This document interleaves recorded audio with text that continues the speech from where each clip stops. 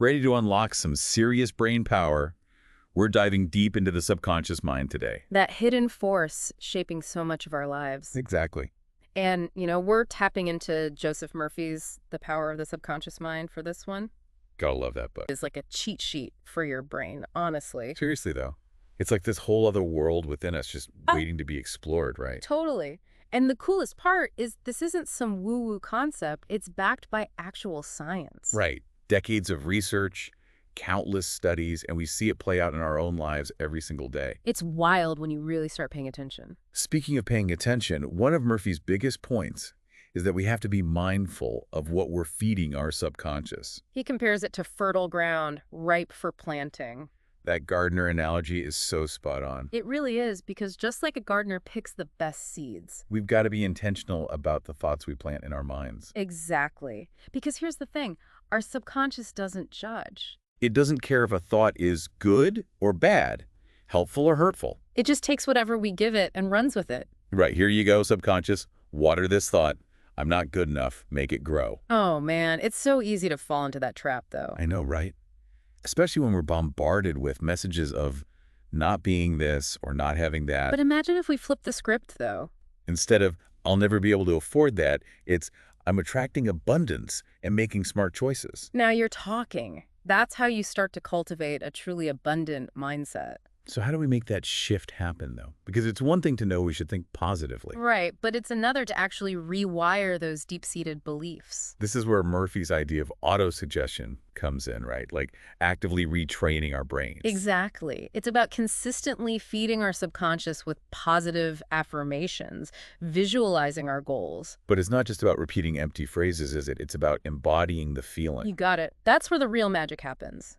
It's not enough to just say, I am confident. You have to actually feel the confidence radiating from you. It's about aligning your thoughts, your feelings, your entire energy with what you want to manifest. Feeling it in your bones almost. Exactly. You're creating that mental and emotional state that's in harmony with your desires. And that's when the universe starts to conspire with you to bring those desires to life. It's pretty amazing when you think about it, the power we hold within ourselves. Totally. Yeah. But sometimes it feels like those limiting beliefs have a mind of their own. Oh, they definitely do. And they can be sneaky, popping up when you least expect it. So how do we deal with those pesky negative thoughts? Because let's be real, they happen to all of us. It's true. We can't just magically erase all negative thinking, but we can choose how we respond to it. So instead of letting those thoughts spiral out of control, we need to catch them early on. Be mindful of that inner dialogue. Become aware of those patterns. And then consciously choose to challenge those negative thoughts. Replace them with more empowering ones. It's like those negative thoughts are weeds in the garden of our minds. They really are. And just like weeds, they can multiply if we let them. So we got to get in there and pull them out, replace them with something beautiful. Exactly. And that's where the real work begins, because it's not always easy. No, it's definitely a process. But it's so worth it, because when we can master our minds, we can master our lives. And that's what Murphy's book is all about, right? It's not just about understanding how the subconscious works. It's about taking that knowledge and actually using it to create positive change. To manifest our dreams, achieve our goals, live our best lives. Exactly. And that includes navigating the inevitable challenges that life throws our way. Because let's face it, things don't always go according to plan. No, they definitely don't. But it's how we respond to those challenges that truly defines us. This is where Murphy's perspective really resonated with me. Oh yeah, how so? Well, he talks about seeing challenges not as roadblocks, but as opportunities for growth. He even calls problems life's way of asking you for an answer. I love that. It's like instead of getting discouraged or giving up when things get tough, We need to embrace that problem-solving mindset. look for the lesson, find the silver lining, come out stronger on the other side. Exactly. And sometimes the greatest breakthroughs come from our willingness to face those challenges head-on. To push through the fear, the doubt, the uncertainty. Because on the other side of that fear is where the magic happens. That's so true. I've definitely found that to be true in my own life. Me too. It's like when we can lean into that discomfort, that's when we really start to grow. But it's not always easy, is it? To quiet that inner voice that tells us we're not good enough, not strong enough.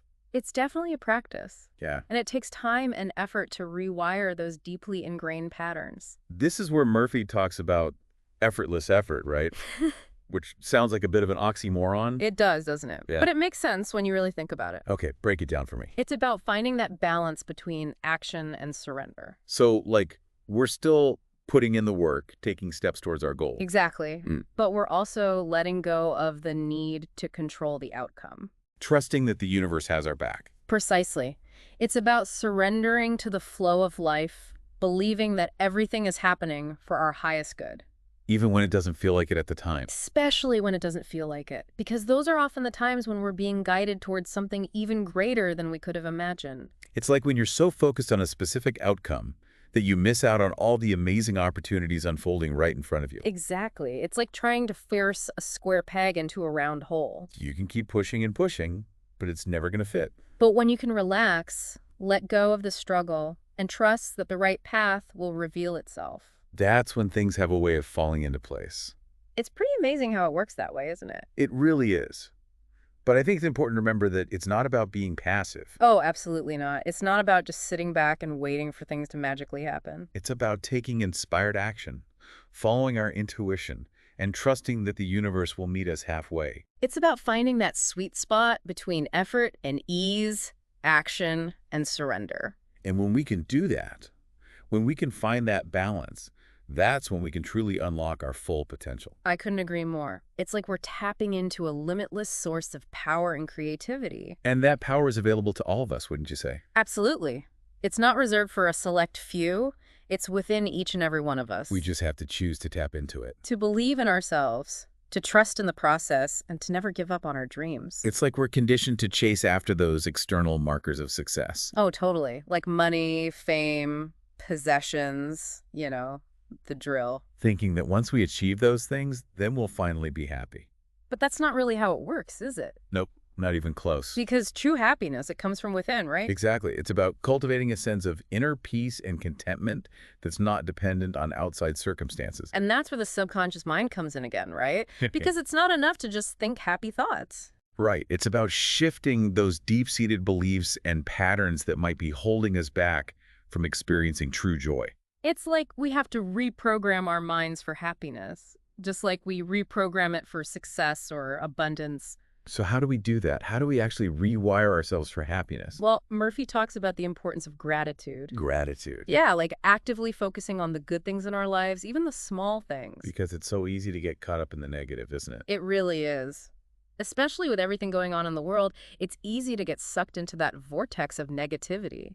But when we can train ourselves to look for the good, to appreciate the beauty that surrounds us. That's when we start to shift our perspective. And our energy. Exactly. We raise our vibration and we attract more positivity into our lives. It's like that saying, what you focus on expands. Exactly. So Yeah. if we're constantly focusing on what's wrong, on what's missing, on what's making us unhappy. Guess what?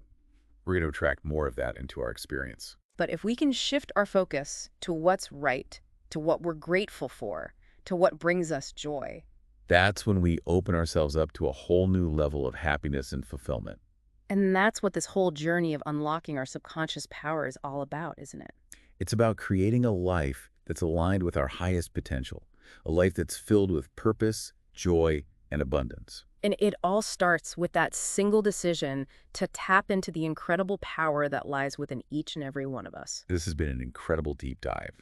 I feel like we've just scratched the surface of what's possible when we harness the power of our subconscious minds. We really have. And the best part is, this is just the beginning. For anyone listening who's ready to take that next step, to delve deeper into this fascinating world, I highly recommend checking out Joseph Murphy's book, The Power of the Subconscious Mind. It's a classic for a reason. it really is. Mm. And remember, this is a journey, not a destination. There's always more to learn, more to explore, and more to unlock within ourselves. So keep those minds open, those hearts curious, and as always, happy exploring.